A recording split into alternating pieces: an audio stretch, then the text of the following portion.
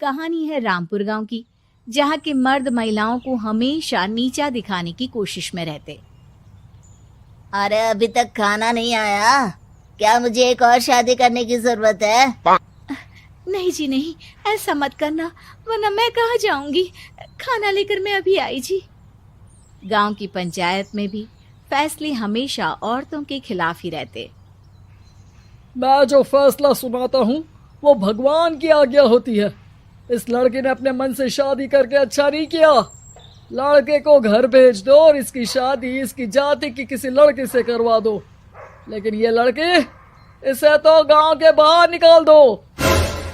नहीं नहीं जमींदार साहब, ये क्या बोल रहे हैं? ऐसा नहीं हो सकता। मेरी बेटी मासूम है, इसे अच्छे बुरे की समझ नहीं है। अरे कहाँ जाएगी ये बेचारी? कहाँ जाएगी? इतनी चिंता है तो पूरे परिवार का गांव निकाला कर देते हैं। बेचारे पूरे बसे बसाए परिवार को गांव छोड़ना पड़ता है। चाहे जो हो, अगर बेटियों को कंट्रोल नहीं कर सकते तो गांव में रहने का कोई मतलब नहीं है। यहाँ औरतों को दब कर रहना होगा।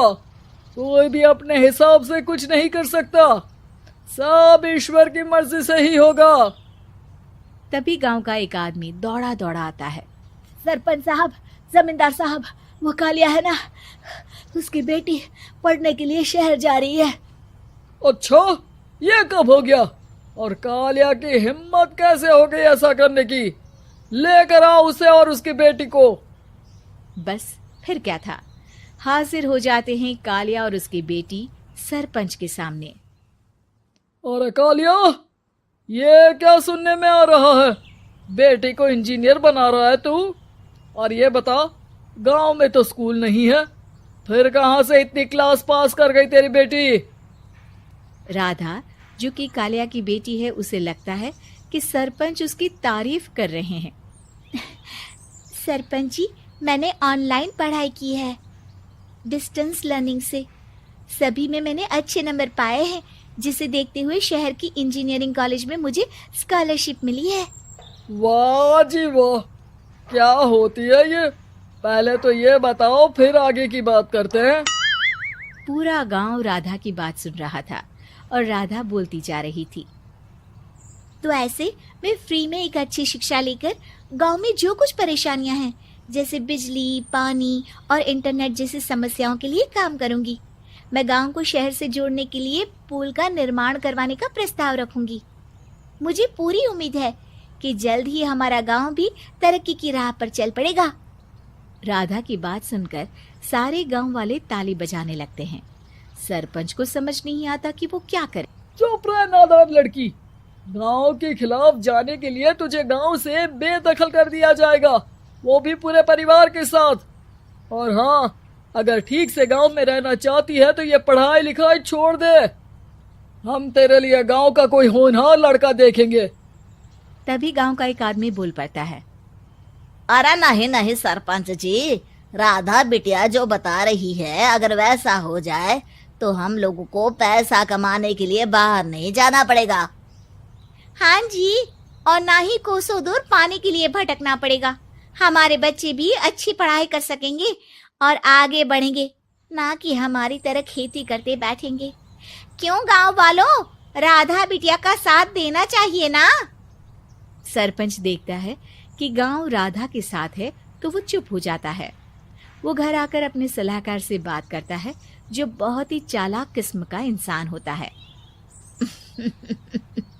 अरे सरपंच साहब, आपको बहुत ही होशियारी से काम लेना पड़ेगा। एक बार गांव तरक्की कर गया, यहाँ के बालक पढ़ लिए तो कोई ना पूछेगा आपको।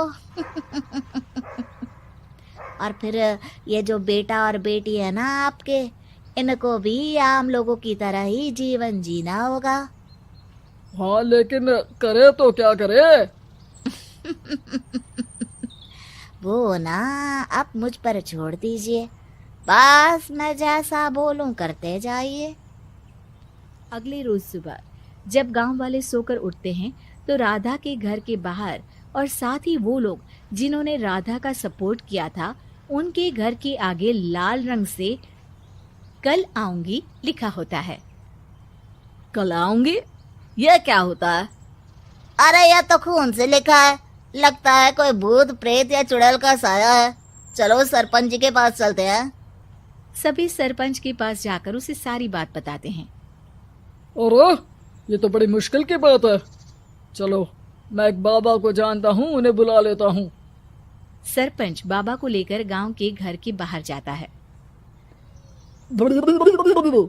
ओहो, तो ये वो चुड़ैल है जो उन लोगों को निशाना बनाते हैं जो गांव को बदलने का सपना देखते हैं।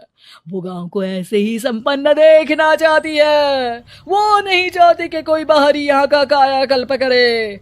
क्या तुम लोगों में से किसी ने गांव को बदलने की सोच रखी है? तभी राधा की माँ रोते रोते आती है। मेरी राधा घर से गायब हो गई है। अरे कोई तो बचाओ, मेरी बच्ची कहाँ गई?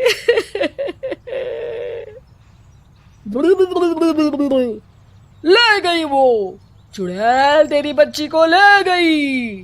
अब वो उसे श्रापित करके छोड़ेगी, उस पर चुड़ैल का साया हो जाएगा। तभी बुरी सी हालत में राधा भी वहां आ जाती है। उसके बाल चुड़ैल की तरह फैले होते हैं और कपड़ों में खून लगा होता है। सभी राधा को देखकर डर जाते हैं। माँ, पता नहीं मुझे कौन उठा कर ले गया था। अरे दूर दूर हो जा चुड़ैल, अब हम लोग इस गांव में नहीं रुकेंगे। अरे कैसे बातें कर रहे हैं आप?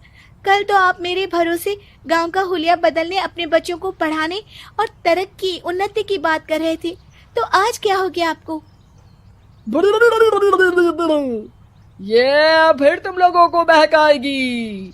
ये चुड़ैल गांव में आ चुकी है, ऐसे ही ये तुम्हारे घर के बच्चों को भी ले जाएगी। गांव वाले राधा को गांव से बाहर निकाल देते हैं। उसके माँ बाप रोते रहते हैं, लेकिन गांव वाले नहीं मानते। मैं भी अपनी बहन के साथ गांव के बाहर रहूंगा, लेकिन वो पढ़ाई नहीं छोड़ेगी। वहीं सरपंच के घर पर सलाहकार कहता है। देखा, सांप भी मर गया और लाठी भी नहीं टूटी। लेकिन अगले ही दिन सरपंच के घर के बाहर भी वही शब्द लिखे होते हैं। और फिर सरपंच की बीवी कहती है, हमारी बेटी को किसी ने अगवा कर लिया है। तभी राधा का भाई वहां आ जाता है। अरे गांव वालों, मैंने सरपंच जी की बेटी को देखा था। वो चुड़ैल उसे उठाकर ले जा रही थी। अरे क्या मजाक कर रहे हो? नहीं नहीं सरपंच जी, आप नहीं जानते। वो चुड़ैल अब आपकी बेटी में आ जाएगी, जैसे राधा के अंदर आ गई थी। तभी सरपंच की बेटी वैसी ही हालत में वहां आती है जैसे राधा आई थी। पापा, पता नहीं कैसे मैं गायब हो गई थी। चुड़ैल, इसके अंदर भी चुड़ैल का साया है, मारो इसे। अरे नहीं नहीं, इसे भी राधा के पास गांव के बाहर ही भेज दो। अरे चुप रहो, मेरी बेटी कहीं नहीं जाएगी और चुड़ैल वुड़ैल कुछ नहीं होता है। अरे कैसे बात कर रहे हो सरपंच जी?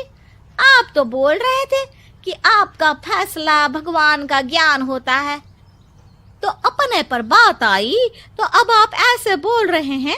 अरे ना ना ना, आपको अपनी बेटी को त्यागना ही होगा। अरे बुलाओ बाबा को। राधा का भाई बाबा को ले आता है, जिसे अब गांव वालों के डर के कारण सच बोलना पड़ता है। मैं कोई बाबा नहीं हूँ, मैं तो मोची था। ये सलाहकार महोदय ने मुझे कहा था एक्टिंग करने को। अब वो मुझे पैसे देने वाले हैं। अब मुझे माफ कर दो। गलती हो गई, मुझे माफ कर दो। तभी वहां राधा आ जाती है। देखा सरपंच जी, जब गांव के बच्चे साक्षर होंगे तो आप जैसे लोगों की चालाकी नहीं चलेगी।